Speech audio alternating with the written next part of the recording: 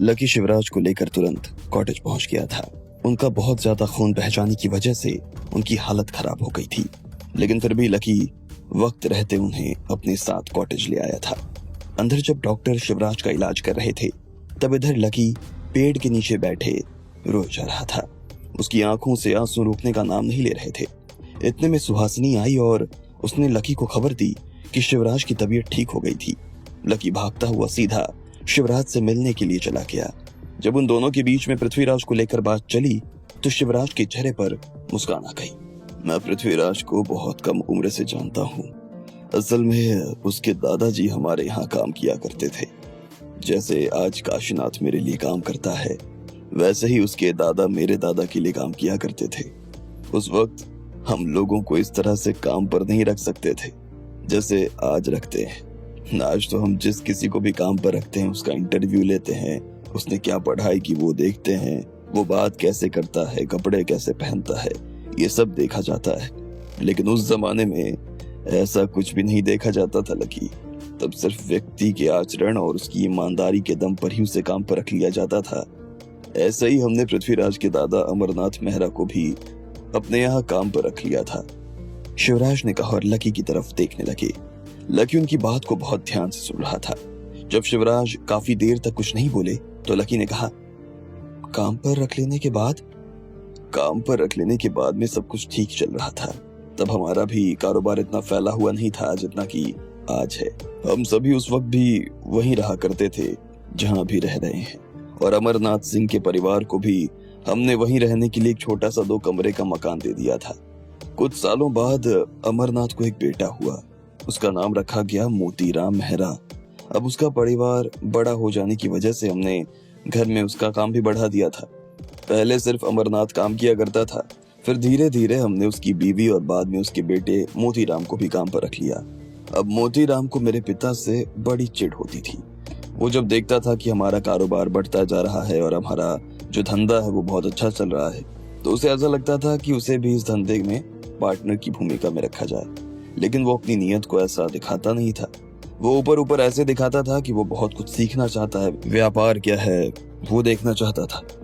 बड़ा उत्साहित सा नजर आता था वो। मेरे दादाजी को उसकी ये बातें गुणों की तरह नजर आती थी, इसलिए वो पिताजी के साथ में उसे भी काम पर अपने साथ ले जाया करते थे। अब मेरे पिताजी ना थोड़े ज्यादा लाड़ प्यार पाने की वजह से कहीं ना कहीं आलसी हो गए थे। उन्हें व्यापार में ज्यादा मजा नहीं आता था और दूसरे कामों में वो हमेशा उलझे रहते थे। इस बात का फायदा मोतीराम ने बहुत उठाया और धीरे धीरे उसका कद परिवार में ऊंचा हो गया। अब 2 कमरे से बढ़कर उसका मकान 4 कमरे का हो गया और कुछ दिनों के बाद में उसके घर में पृथ्वीराज का जन्म हुआ। इधर उसी वक्त के आसपास मेरा भी जन्म हुआ और हम दोनों साथ साथ बड़े होने लगे। हम दोनों के बीच में काफी अच्छी दोस्ती हो गई थी। मुझे कभी उसके साथ खेलते हुए यह एहसास ही नहीं होता था कि मैं हमारे यहाँ काम करने वाले एक बच्चे के साथ खेल रहा हूँ। हमारे बीच में वो भाव कभी आया ही नहीं कि वो छोटा है और मैं बड़ा हूँ। लेकिन उसकी माँ को मुझसे बड़ी जलन होती थी। मैं अपने पिता की तरह नहीं था और ये सब वो बचपन से ही भाप गई थी। वो देख सकती थी कि मैं जितना खेल के प्रति ईमानदार हूँ उतना ही मुझे काम में भी मजा आता है। अब ये बात दादाजी ने भी मेरे अंदर देख ली थी और इसलिए उन्होंने काम में पृथ्वीराज की जगह मुझे आगे करना शुरू कर दिया। लेकिन ये बात मोतीराम को सही नहीं लगी। वो चाहता था कि अगर आज वो परिवार में अच्छी जगह बैठा है तो पृथ्वीराज उससे भी ज्यादा अच्छी जगह पर बैठे। हमने उसे बैठाया भी था, लेकिन वो जगह उसे रास नहीं आ रही थी। ऐसे में जब मोतीराम को ईमानदारी से कोई रास्ता नजर नहीं आया तो वो छल के रास्ते पर चल पड़ा।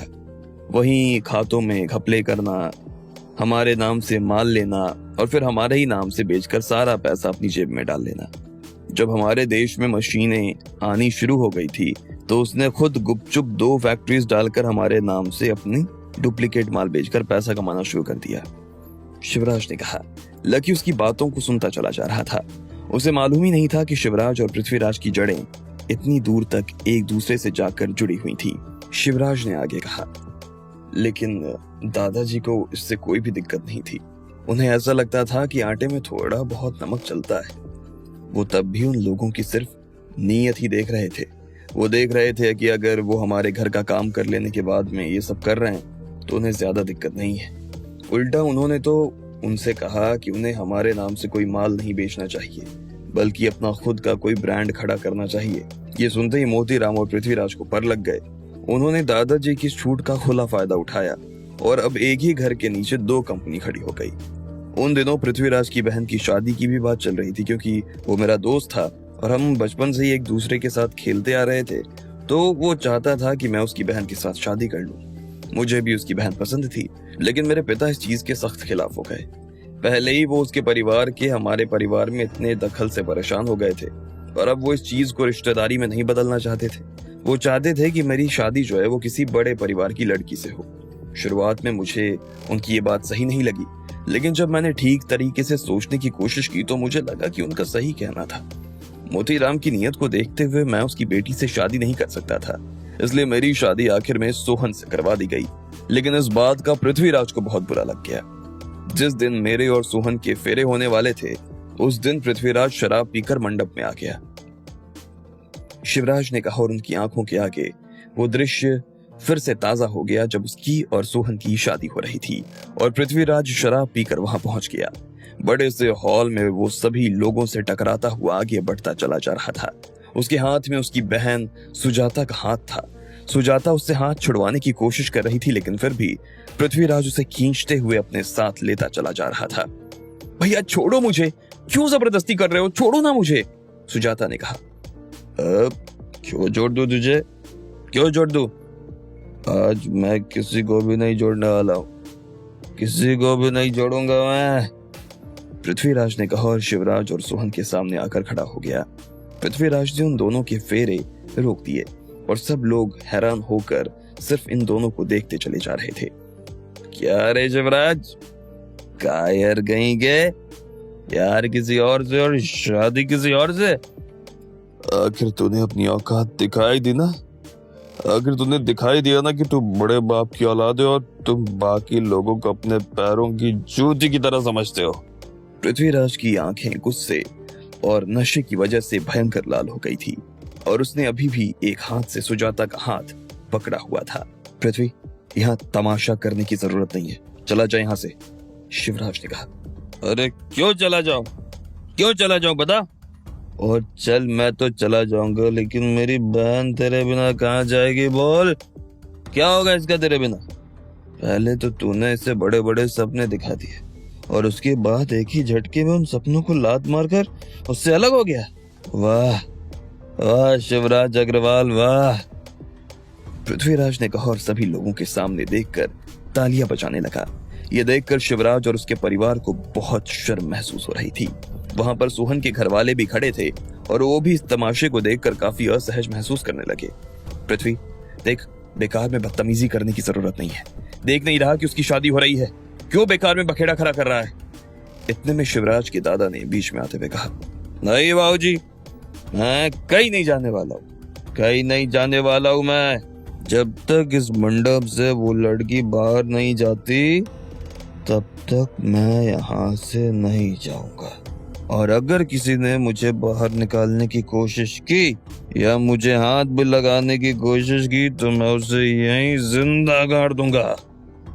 पृथ्वीराज ने कहा और अपनी जेब से एक बड़ा सा चाकू निकाल लिया। जैसे ही उसने चाकू निकाला तो वहां खड़े सभी रिश्तेदार बुरी तरीके से घबरा गए। बहुत से लोग उसके हाथ में चाकू देखकर वहां से भाग गए थे और सिर्फ कुछ लोग हॉल में बाकी रह गए। शिवराज को भी उसके ऊपर गुस्सा आया और उसने कहा, किसने कहा कि मैं तेरी बहन से प्यार करता हूँ? किससे कहा कि मैंने उससे शादी के सपने दिखाए थे? अगर ऐसा है तो उससे पूछ, तुझे सच अभी के अभी पता चल जाएगा। जैसे ही शिवराज ने इतना कहा कि सभी लोग सुजाता की तरफ देखने लगे। खुद पृथ्वीराज भी उसकी आंखों में देख रहा था। सुजाता ने एक पल के लिए अपनी नजर नीचे कर ली। सुजाता बोल, चुप क्यों है, बोलना, बोल, जो तू मुझे वहां कमरे में कह रही थी बताना, अब चुप क्यों है, बोल बताना। पृथ्वीराज ने उस पर जोर देते हुए कहा, हाँ, इन्होंने कहा था कि ये मुझसे प्यार करते हैं। सुजाता ने जैसे ही ये कहा कि सारे कमरे में सन्नाटा छा गया। बनी बनाई बात बिगड़ न जाए इसलिए शिवराज के दादा सोहन के दादाजी के पास गए और बोले, देखिए ये बात सही नहीं है, बचपन में खेल खेल में कुछ भी कह देना एक बात है और जिंदगी भर का साथ निभाना दूसरी, और वैसे भी इन लोगों की शिवराज से शादी करने के पीछे की मंशा ही दूसरी है। इसका बाप मोतीराम चाहता है कि वो हमारे बिजनेस में पार्टनरशिप में आ जाए, लेकिन मैं ऐसा होने नहीं देना चाहता। सोहन के दादाजी भी उसकी सारी बात समझ गए थे। अच्छा, मेरा बाप पार्टनरशिप चाहता है? अरे लात मारते हैं हम ऐसी कंपनी और ऐसी पार्टनरशिप पे। हमें कुछ नहीं चाहिए आपसे। कहिए तो मैं अपनी बहन को भी वापस ले जाता हूँ। कौन चाहेगा कि उसकी बहन की शादी ऐसे दोगले आदमी से हो? बिल्कुल नहीं। मैं तो बस ये देखने आया था कि शिवराज की औकात क्या है। तुम सबकी औकात क्या है? पृथ्वीराज ने उन्हें फटकारते हुए कहा, हे, जुबान संभाल कर बात कर, समझा ना? वरना तेरे चाकू से तेरे ही पेट को चीर दूंगा, समझा? इतने में शिवराज के पिता को गुस्सा आ गया और उन्होंने बंदूक निकाल ली। बंदूक देखते ही वहां खड़े हुए सभी लोग फिर से हक्के बक्के हो गए। बंदूक? अब बंदूक का डर दिखाओगे आप मुझे? हाँ, लो मारो मुझे गोली। मैं भी तो देखता हूँ आपके अंदर कितनी ताकत है। मारो मुझे गोली, मारो। पृथ्वीराज ने कहा और आगे बढ़ने लगा। नहीं भैया, रुक जाओ। इतने में सुजाता ने उसे पीछे खींचने की कोशिश की, लेकिन पृथ्वीराज पीछे आने का नाम ही नहीं ले रहा था। वो तो बस आगे बढ़ता चला जा रहा था। रुक जा, वरना मैं सच में तुझे जान से मार दूंगा, शिवराज के पिता ने कहा। शिवराज और बाकी लोग भी उसे रोकने की कोशिश में लगे हुए थे, लेकिन वो था कि रुकने का नाम ही नहीं ले रहा था। इतने में शिवराज के पिता ने बंदूक लोड की और ट्रिगर पर उंगली रख दी। उधर पृथ्वीराज भी उसकी दिशा में आगे बढ़ता जा रहा था। रुक जाओ पृथ्वी, पृथ्वी! इतने में वहां उसके माता पिता भी पहुंच चुके थे, लेकिन पृथ्वीराज किसी की भी बात सुनने के लिए राजी नहीं था। इधर शिवराज के पिता का भी दिमाग खराब हो गया और जैसे ही उन्होंने गोली चलाई कि हॉल में एक जोरदार आवाज हुई और धुआं धुआं फैल गया। धुआं छट जाने के बाद में जब सब लोगों ने एक दूसरे की तरफ देखा तो पाया कि किसी को कोई नुकसान नहीं था। हर कोई सही सलामत खड़ा था। शिवराज ने अपने पिता का हाथ ऊपर की तरफ उठा दिया था और इस वजह से गोली सीधे छत की तरफ जा लगी थी। पृथ्वीराज, सुजाता, चाचा, चाची, इस सब से कुछ नहीं होने वाला। मसले का हल बातचीत करके ही हो सकता है। पृथ्वीराज, अगर तुझे लगता है कि मैं तुझसे या सुजाता से गद्दारी कर रहा हूँ तो मुझे अपनी सफाई देने का बस एक मौका दे। उसके बाद तू जो कहेगा मैं करने के लिए तैयार हूँ, शिवराज ने कहा। सब उसकी बात सुनकर शांत हो गए और उसकी बात सुनने का इंतजार कर रहे थे। आगे के एपिसोड जानने के लिए देखते रहे इंस्टा मिलियनियर पॉकेट एफएम पर।